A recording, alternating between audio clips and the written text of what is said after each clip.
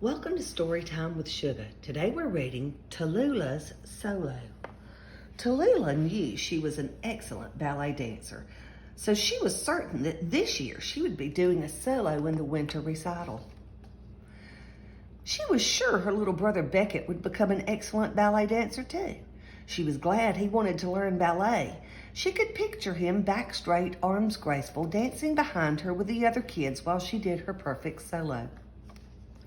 On the first day of dance school, Tallulah showed Beckett all around the studio. This is the bar, she told him. You hold on to balance. These are the mirrors so you can watch yourself move. And this is the chair where you sit if you misbehave. Said Beckett, but soon he was more interested in sliding on the smooth floor in his new black slippers. Throughout his class, he paid attention only some of the time. He held first position for just a few seconds before kicking his feet from side to side. He giggled when the teacher said, "Show me beautiful arms." He picked his nose. Tallulah couldn't believe that he wasn't sent to the timeout chair. At the end of his class, she told him, "Beckett, you have to pay better attention if you want to be a good dancer. Watch me." Said Beckett, and he did, for a little while. Then he wandered into the waiting room to play with his toy car. "Very nice releve, Tallulah," her teacher said when she came and held her balance for a long time. "I will stay up even longer during my solo," she thought with a smile. "I will look like a princess in my new tutu and sparkling tiara, and I'll dance like one too." But she wasn't sure Beckett would be dancing behind her. "I hope he'll do better next time," she told herself. But next time, he kept making faces in the mirror. And the following week, he tried to hang upside down on the bar. That day, he did end up in the timeout chair. "Serves you right," Tallulah whispered. She never fooled around during ballet.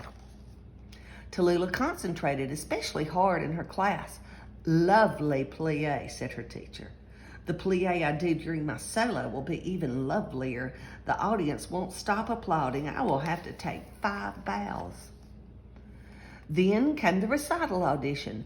A tall, slender man stood in the studio that Saturday afternoon. His name was Mr. Fontaine, and he was a choreographer. He told everyone he had created a new ballet called The Frog Prince and explained that he would be picking the dancers for it. "The Frog Prince? Isn't that exciting?" Tallulah whispered to Beckett. She just knew Mr. Fontaine would choose her to be the princess. She wouldn't even mind kissing the frog. "The audience will throw flowers," she said to herself, "real ones, and Mr. Fontaine will hand me the biggest bouquet." Beckett grinned and jumped from one foot to the other until his shoe fell off and he had to put it back on. Tallulah shook her head. She hoped that he would at least get to be a water lily in the frog's pond. Mr. Fontaine showed them steps and had them dance alone and in groups. Tallulah jumped lightly as a cat in a first-rate pas de chat, landed beautifully, and gave the choreographer her most excellent royal smile. On Monday, she was still smiling when she and Beckett and their mother arrived at the ballet studio. The list was already on the bulletin board. Tallulah ran over to find her name next to Princess, but it wasn't there. "Look, Tallulah," said her mother, "you're one of the princess's ladies in waiting, and Beckett, you're the frog before he turns into the prince." "Ribbit," croaked Beckett, hopping around the hall. "The frog? That's not fair," Tallulah cried. "He got a big part even though he goofs off. I got a little part and I worked so hard."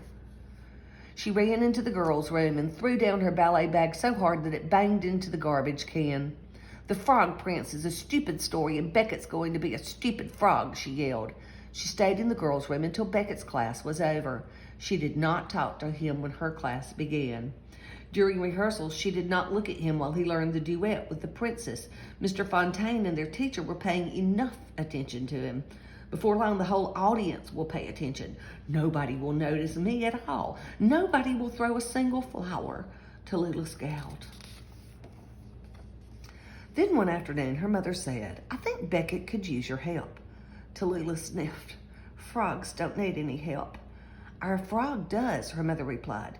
"You know he decided to take ballet because of you." Tallulah sniffed again. Then she sighed and went to find her brother. He was in his room staring in the mirror, trying to stay down in a grand plie. "I'll never do this right," he cried. Suddenly, Tallulah remembered all the times he used to watch her practice in her mirror, then try out the moves on his own. He really did decide to take ballet because of me.